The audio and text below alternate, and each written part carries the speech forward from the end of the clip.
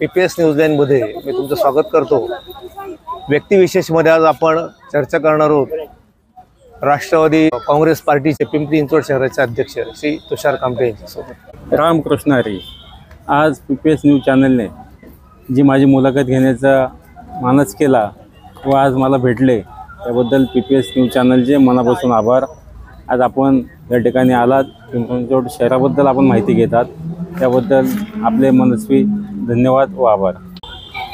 राष्ट्रवादी काँग्रेस पार्टीचे शहराध्यक्ष श्री तुषार कामटे ग्रॅज्युएट आहेत आणि आज आपण त्यांच्याशी एक चर्चा करणार आहोत, त्यांना काही प्रश्न विचारणार आहोत आणि जाणून घेणार आहोत त्यांच्याबद्दल देखील। तुषारजी, जय श्री कृष्ण, नमस्कार। राजकारणाकडे आपण कसे वळालात? नमस्कार। राजकारण हे मला लहानपणापासून आवड होती समाजसेवेची। राजकारण तेव्हा समजत नव्हतं। समाजसेवा ही खूप आवडता विषय होता। म्हणजे मंडळ असेल, गणपती असेल, दहीहंडी असेल, हे लहानपणापासून सातत्याने आमचं हे खेडेगाव होतं। पहिलं खेडेगावामध्ये चौक असायचे, पार असायचे, म्हणून आम्हाला चौकात येणं जाणं, मुलांचं संघटन ही आवड लहानपणापासून लागलेली। त्या माध्यमातून समाजसेवेची आवड निर्माण झाली। समाजसेवा म्हणजे तेव्हा आम्हाला समजत नव्हतं। समजा लोकसभा विधानसभेच्या निवडणुका येत असायच्या। म्हणजे मला आज पण आठवतं आहे, अशोक अण्णामुळे हे जेव्हा खासदार होते 92चा काळ असेल तेव्हा, 1992 साल 92ला, तेव्हा मी त्यांचा प्रचार तेव्हाही केलेला आहे। म्हणजे ते काँग्रेसच्या तिकीटावर तेव्हा उभे असायचे, ते झेंडे घेऊन आम्ही त्यांच्या पुढे फिरायचं। म्हणजे लहानपणापासूनच आवड आमच्यामध्ये होती। आणि आमचे मामा स्वर्गीय प्रताप आबाजी कुंजीर हे नगरसेवक होते 92 ते 97। त्या कालावधीमध्ये आम्ही खूप सहवास त्यांचा आम्हाला भेटला। आणि त्या कामातून तुम्ही कामातनं आम्ही समाजसेवेतनं आम्ही राजकारणामध्ये आलो। अशी आवड निर्माण आम्हाला होत गेली। मग राजकारणामध्ये काही अशी प्रेरणा आपण जी म्हणतो ती तुमचे आबा आदरणीय साहेबच, म्हणजे फुले शाहू आंबेडकरांचे विचार। म्हणजे काँग्रेस ही पहिल्यापासून आपल्या मनामनात बिंबलेली होती। म्हणजे हाताचा पंजा ही निशाण, म्हणजे तुम्ही झोपेत पण कुणाला तेव्हा एवढे पक्ष पण नव्हते। बरोबर। भाजप म्हणजे काही माहीत पण नव्हतं, भाजप म्हणजे काय किंवा भाजप पक्षही कल्पना नव्हती। तेव्हापासून आम्हाला राजकारण मध्ये आवड होती आणि हाताचा पंजा हे चिन्ह आमच्यामध्ये पहिल्यापासून बिंबलेलं होतं। प्रेरणा आणि आदर्श आदर्श माननीय पवार साहेबांनाच आदर्श म्हणताय। पिंपरी चिंचवड शहरातील राजकारणाकडे आपण कसं पाहता? पिंपरी चिंचवडचं राजकारण हे स्थानिक व बाहेरचे ह्याच्यामध्ये अडकलेलं राजकारण आहे। महापालिकेमध्ये आम्ही आत्ताची या 5 वर्ष नगरसेवक म्हणून काम केलं, तेव्हा ह्याची जाणीव आम्हाला लोकांना पण झालेली होती। आणि ह्याच्या आधी आम्ही ऐकून होतो, जेव्हा आम्ही NSIचे उपाध्यक्ष होतो, शहर उपाध्यक्ष युवकचं होतो, म्हणजे आमची जी पदं घेतली संघटनेमधली ती काँग्रेसची पदं माझ्याकडे होती। हे काँग्रेस पक्षाचा मी पहिल्यापासून कार्यकर्ता होतो। परंतु मधल्या 5 वर्षाच्या कालखंडामध्ये पक्षाने डावलल्यानंतर मी भाजपची उमेदवारी घेतली, नगरसेवक झालो, निवडून आलो। परंतु तिथले विचार आपल्याला जमले नाही किंवा रुजले नाही। आपली जडणघडणच फुले शाहू आंबेडकरांच्या विचाराची होती। घरामध्ये पहिल्यापासून वारसा काँग्रेसचा होता, म्हणून तिथं मन आपलं रमत नव्हतं, तिथला चाललेला भ्रष्टाचार आपल्याला पावत नव्हता। म्हणून मी चालू ह्याच्यामध्ये दिल्ली ते गल्ली जेव्हा भाजपची सत्ता होती तेव्हा राजीनामा दिलेला पहिला नगरसेवक मी तुषार कामटे हा असेल। अशा पद्धतीने काम करत असताना या शहरामध्ये माननीय पवार साहेबांनी MIDC असेल, IT पार्क असेल, अल्फा लेवल कंपनी असेल, सँडविच कंपनी असेल, HAचं पुनर्वसन असेल, असे असंख्य उद्योग या ठिकाणी आणले, MIDC आणली। म्हणून आपल्या इथं तुम्ही पाहसाल पश्चिम महाराष्ट्र, सांगली, सातारा, कोल्हापूर, मराठवाडा, विदर्भ, खानदेश या भागातले लोक इथं स्थायिक झाले। ही लोक स्थायिक झाल्याने तिथलं लोकसंख्या, जेव्हा की आपल्याला आठवत असेल 1 लाखाची लोकसंख्या ह्या शहराची असेल, त्या 30 लाखावर गेलेली आहे। बरोबर। म्हणजे तुमचं पावणा धरण झालं तेव्हा 1 लाख लोकसंख्या असेल, ते आज 30 लाखावर लोकसंख्या गेलेली आहे। असे असंख्य प्रश्न आपल्या शहरामध्ये होते। म्हणून बाहेरून आलेला एक वर्ग आणि हा स्थानिक ह्यांची एक सांगड इथं झालेली आहे, सांगड घातली। बरोबर। पण वर्चस्व इथं कायम स्थानिकांचं आहे, जे आम्ही स्थानिक गाववाले असेल। पण बाहेरनं आलेल्या वर्गावर कधी अन्याय करण्याचं काम किंवा त्यांना डावलण्याचं काम आमच्याकडून केलं गेलं नाही। आदरणीय पवार साहेबांनी तुम्ही पाहिलं असेल, म्हणजे कविचंद भाट महापौर होऊ शकतात आपल्या इथे। बाहेरचा आलेला एखादा शेट्टी, म्हणजे जगदीश शेट्टी सारखा एखादा व्यक्ती इथे स्टँडिंग चेअरमन होऊ शकतो। ही आदरणीय पवार साहेबांनी जडणघडण केलेली आहे। म्हणजे ह्या ठिकाणी सातबा काटे जे महापौर होऊ शकतात, ज्ञानेश्वर तांडगे महापौर होऊ शकतात, हिरामन बारणे हे स्टँडिंग चेअरमन होऊ शकतात. त्याच टायमाला बाहेरून जो आलेला वर्ग आहे त्यांनाही न्याय द्यायचं काम आदित्य पवार साहेबांनी केलं आणि ती सांगड इथे बसवली गेली. म्हणून आज पिंपरी चिंचवड शहर एवढे झपाट्याने वाढत गेलेलं आहे. म्हणजे स्थानिकांनी बाहेरच्यांना जे आता स्थायिक झाले त्यांना सामावून घेतलं, ते आता इथं स्थायिक झालेलं आहे. ते बाहेरचं म्हणता येत नाही त्यांना, तेही आपले बंधूच आहेत. बाहेरच्यांनाही सामावून घेतले सामावून गेलं म्हणून हे पिंपरी चिंचवड शहर हे मिनी इंडिया असं संबोधलं जाते. म्हणजे इथलं आपल्या राज्यातले आहेत परंतु पर राज्यातनं आलेलेही लोक इथं स्थायिक झालेले आहेत. पण आता तुम्ही विषय काढला म्हणून मी प्रश्न विचारतो की तुम्ही भाजपमध्ये पण होतात आणि आता तुम्ही राष्ट्रवादी काँग्रेस पार्टीचे शहराध्यक्ष आहात. दोन्ही पक्षांमध्ये काय अंतर आहे? दोन्ही पक्षामध्ये अंतर सांगायचं म्हणजे भाजपमध्ये हा फक्त दिखावा आहे.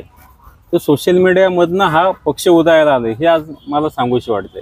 2014च्या आधी भाजप ही आमच्या पिंपरी चिंचवड महानगरपालिकेमध्ये 3 नगरसेवकांच्यावर नगरसेवक नव्हते, नगण्य होते. पण आदरणीय देशाचे पंतप्रधान मोदी साहेब यांनी जी सोशल मीडिया ॲक्टिव्ह केली, सोशल मीडियाच्या माध्यमातून जी तुम्ही स्ट्रॅटेजी वापरली किंवा जे तुम्ही लोकांमध्ये बिंबवले गेले, ना खाऊंगा ना खाणे दूंगा, अच्छे दिन, हे जे स्लोगन लोकांच्या मनावर बिंबवले गेले तेव्हा महागाईचे प्रश्न असतील. पण आज तुम्ही पाहिलं फक्त दिखावा म्हणजे लोकांना दिशाभूल केलं तर ते आज ना उद्या उघड होत असतं. आज तुम्ही पाहिलं असेल विकास म्हणजे काय असतो? शाश्वत विकास असतो जो आदरणीय साहेबांनी आपल्या पिंपरी चिंचवड शहराला घडवून दिलेला आहे. जे उद्योगधंदे असतील, लोकांच्या जीवनमानाशी निगडीत जे प्रश्न असतील, तो विकास हा शाश्वत विकास हा माननीय पवार साहेबांनी दिलेला आहे. स्मार्ट सिटीमध्ये आज आपण पाहिलं असेल भाजपने जी स्मार्ट सिटी आणलेली आहे. काल जे पुण्यातलं उदाहरण तुम्ही पाहिलं असेल, एक रस्त्यामध्ये गाडी गेलेली खाली, म्हणजे हा विकास नाही होते.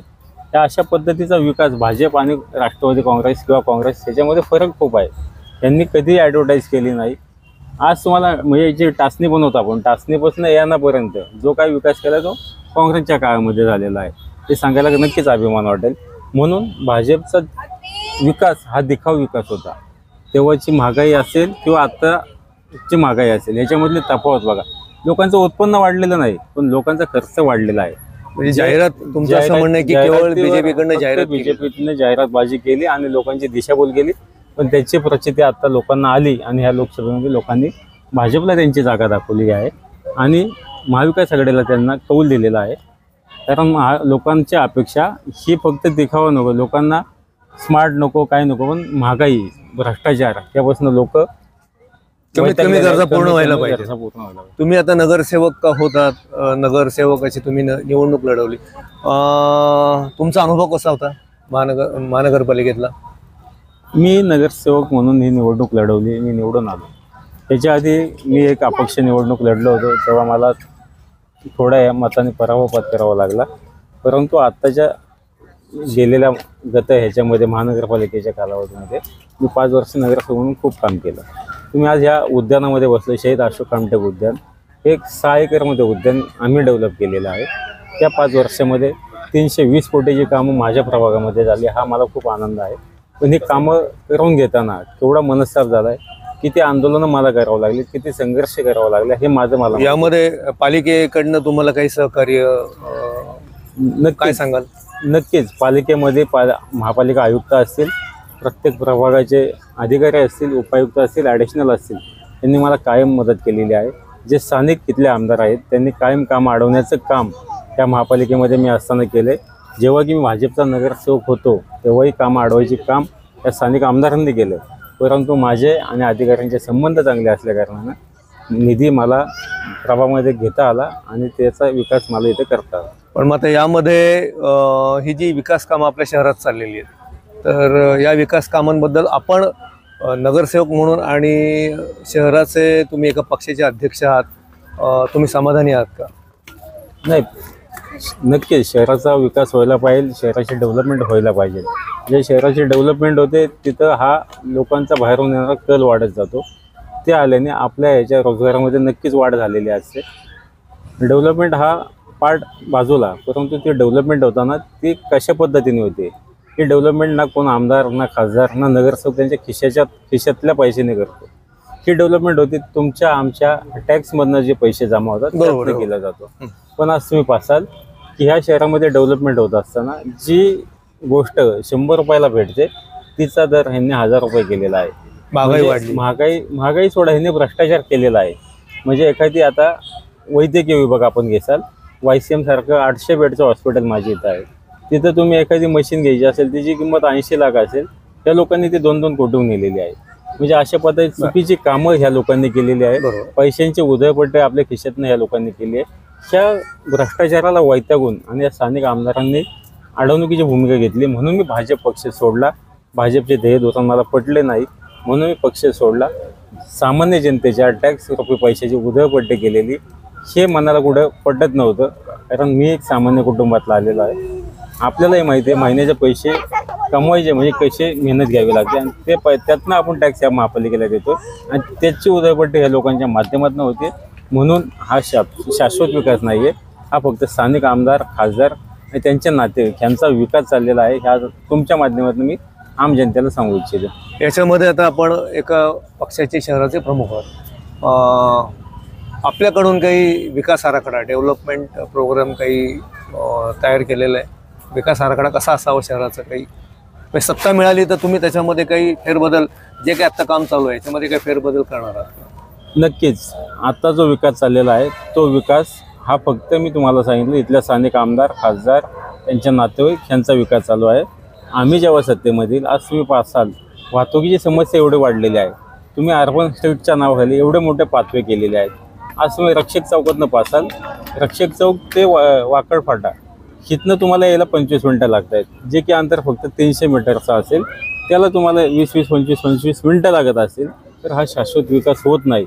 ही वाहतुकीची समस्या महत्त्वाची सुटली पाहिजे. वाहतुकीची समस्या तुम्ही काढली, आता याच्यामध्ये वाहतुकीच्या समस्येपायी हिंजवडीतनं आपण ऐकतोय की बऱ्याच कंपन्या इथून बाहेर जातात.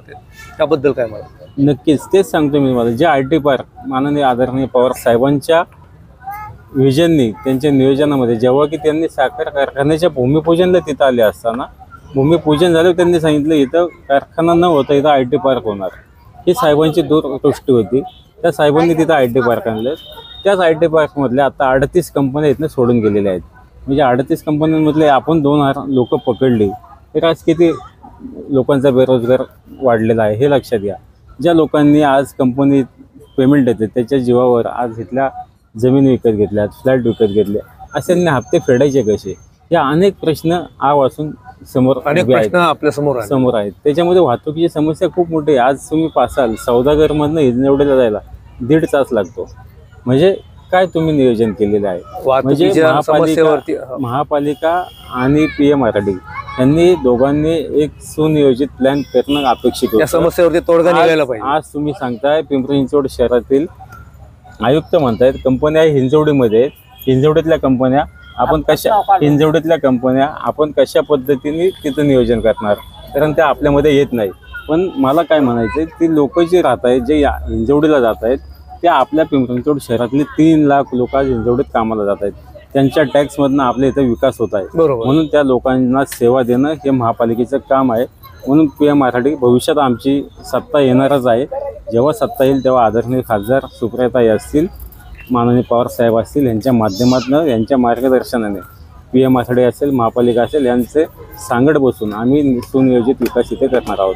आणि भविष्यामध्ये जास्तीत जास्त कंपनी इथे कशा राहतील याच्यावर आमचा फोकस असेल. लोकसभेला तुम्हाला अतिशय चांगल्या पद्धतीने तुमच्या पक्षाला यश मिळालेलं आहे. या पार्श्वभूमीवरती विधानसभा आणि मनपा निवडणुकीसाठी या तुमच्या पक्षाची काय भूमिका असणार, कशा पद्धतीने तुम्ही वाटचाल करणार? नक्कीच तुम्ही पाहिला असेल लोकसभेचा निकाल. ह्या निवडणुका ह्या माझ्या मतदार बंधू भगिनींनी हातात घेतलेल्या आहेत.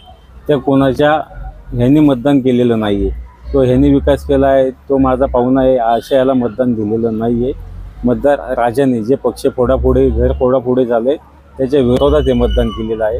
लोकांनी मतदान केलेलं असतं आपल्याला विकासासाठी, ना की कोणाचं घर फोडायचं, ना की पक्ष फोडायचा. अशा पद्धतीने तुम्ही केलेले जे चुकीचे कामं आहेत किंवा चुकीचं तुम्ही घडवलं आहे, महाराष्ट्राची संस्कृती तुम्ही बिघडवण्याचं काम, राजकीय संस्कृती बिघडवण्याचं काम या भाजपने, शिंदे गट आणि अजित पवार गटाने केलेलं आहे.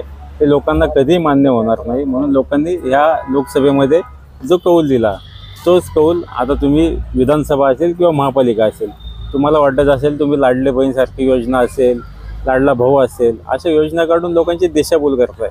पण मला एकच सांगायचं आहे, योजना काढल्या पाहिजे, योजनांचा योग्य वापर केला पाहिजे, ना की आपल्या मतदानासाठी, ना की आपल्या फायद्यासाठी, लोकांच्या फायद्यासाठी लोकांच्या फायद्यासाठी केलं पाहिजे. तुम्ही लोकांना 1,500 आणि 2,000 रुपये देण्यापेक्षा त्यांच्या हाताला रोजगार द्या. त्यांची मुलं आज बेरोजगार म्हणून फिरतायत. ज्या वाहतुकीच्या समस्याने इथल्या कंपन्या सोडून गेल्यात त्याच्यावर तुम्ही फोकस केला पाहिजे. वाहतुकीची समस्या सोडवली गेली. जे इन्कम टॅक्स भरतायत, ज्यांनी डेव्हलपमेंटसाठी इन्कम टॅक्स भरतायत, त्यांचा पैशाचा योग्य विल्हेवाट केला पाहिजे, ना की तुमच्या मतदान विकत घेण्यासाठी केला पाहिजे. आता या पार्श्वभूमीवरती आपल्या पक्षाकडनं विधानसभेला पक्षातला उमेदवार असणार आहे का आयात उमेदवार असणार आहे? नक्कीच आमच्याकडे ताकदीचे उमेदवार आहेत. आम्ही आमच्याच पक्षातील उमेदवार हे लढवण्याचा 100% प्रयत्न इथे करणार आहोत.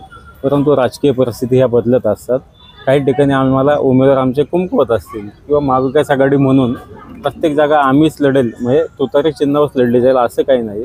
तिन्ही महाविकास आघाडीचे घटक आहेत, त्यांच्यासोबत आम्ही सल्ला मसलत करून जिथं कमी असेल, एखादा वीक असेल आणि तो भीतीने किंवा त्याच्या दबावाखाली त्या पक्षात गेलाय, त्याची इच्छा नसताना पक्ष सोडून तो गेलाय, असे आम्हाला माहिती आहे. ते पहिल्या दिवसापासून आमच्या संपर्कात आहे. पण त्यांच्या काही अडचणी होत्या म्हणून ते तिकडे होते आणि अशी येत असतील तर नक्कीच संघटना ह्या वाढल्या पाहिजे. त्यांचं स्वागत करणार, कोणी असू द्या, स्वागत करणार. संघटना वाढल्या पाहिजे, पक्ष वाढले पाहिजे, हे उद्दिष्ट आहे.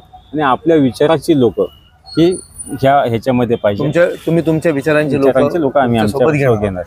आता याच्यामध्ये एक शेवटचा प्रश्न मी विचारतो. उमेदवार कसा असावा हा एक सगळ्यात महत्त्वाचा मुद्दा आहे. आपल्या पक्षाचा असू द्या किंवा तुमच्या मनामध्ये देखील तुम्ही पण मतदार आहात. तुम्हाला काय वाटतं की उमेदवार कशा असायला पाहिजे? उमेदवार कसा असावा ह्याचा आता व्याख्या खूप डिफरंट आहेत. पण हा मतदार राजा आहे, तो सुज्ञ आहे, त्याला कल्पना आहे कोण माणसातला आहे, कोण आपल्या कामाला उपयोगी होऊ शकतो, कोणापाशी आपण जाऊन हक्काने बोलू शकतो, म्हणजे इथं दहशत नाही पाहिजे, तिथे भ्रष्टाचार नाही पाहिजे, असा व्यक्ती कोण आहे. लोक आता घराणेशाहीला वैतागलेली आहे. म्हणजे आजोबा होते म्हणून मुलाला दिलं, मुलगा होता म्हणून बायकोला दिलं, बायको आता मग त्याच्या दिराला देणार, अशा आता लोकांच्या भावना बदललेल्या आहेत. जो लोकांमध्ये थांबणार, जो मतदारांमध्ये थांबणार, मतदार हा शब्दच चुकीचा आहे, जो सामान्य मायबाप जनतेमध्ये असणार, मायबाप जनतेची सेवा करणारा आणि सहज उपलब्ध असणारा उमेदवार हा लोकांना आवडतो, लोकांना भावतो. हे आपण लोकसभेमध्ये पाहिलं. म्हणजे बजरंग बाप्पा असतील, निलेश लंके असतील, आमचे भगरे सर असतील, हे सातत्याने त्यांनी कधी अपेक्षा केली नव्हती निवडणूक लढतील, लोकसभा उमेदवार होतील आणि दिल्लीला पोहोचतील. त्यांनी फक्त आपलं काम केलं, लोकांमध्ये सेवा केली, त्याच्या लोकांनी त्यांना फळ दिलेलं आहे. अशाच पद्धतीने विधानसभेला सुद्धा जो सामान्य जनतेमध्ये जाऊन मिक्स होणार आहे, लोकांचे सुख दुःख वाटून घेणार आहे, जनतेचे प्रश्न सोडवणारा आणि सहज उपलब्ध होणार आहे, अशा लोकांना लोक निवडून देतील असं माझा समज आहे. 100% येणाऱ्या विधानसभेत त्याची प्रचिती आपल्याला येईल. धन्यवाद साहेब, तुम्ही आज तुमचा बहुमोल आमच्या चॅनलसाठी वेळ दिलात आणि आमच्याशी चर्चा केली, गप्पा मारल्यात. मी तुमचे मनापासून आभार मानतो. धन्यवाद. आपल्यासोबत आत्ता राष्ट्रवादी काँग्रेस पार्टीचे पिंपरी चिंचवड शहराचे अध्यक्ष श्री तुषार कामटे साहेब होते.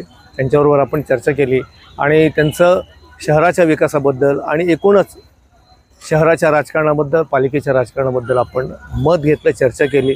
त्यांच्याकडून पक्षाची भविष्यातली जी काही वाटचाल आहे याची देखील आपण माहिती करून घेतलेली आहे.